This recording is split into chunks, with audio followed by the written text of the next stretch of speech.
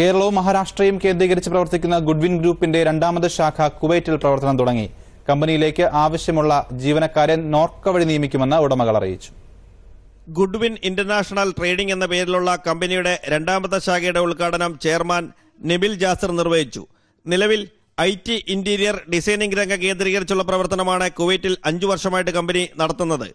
ഗുഡ്വിന് കേരളത്തിലും മഹാരാഷ്ട്രയിലുമായി 11 ജുവലറികളുണ്ട്.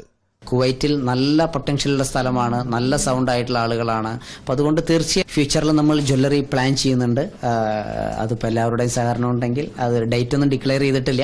ഒപ്പം തന്നെ ഗുഡ്വിൻ ഗ്രൂപ്പ് മറ്റൊരു തരത്തിലേക്ക് ഉയർന്നിരിക്കുകയാണ് ഈ ഇന്നത്തെ ഉദ്ഘാടനത്തിന് ശേഷം.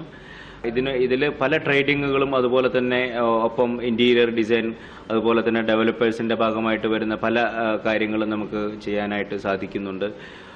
കുവൈറ്റിലെ കമ്പനിയിലേക്ക് ആവശ്യമുള്ള തൊഴിലാളികളെ നിയമിക്കുന്നത് കേരള സർക്കാർ ഏജൻസിയായ നോർക്ക വഴിയാകും.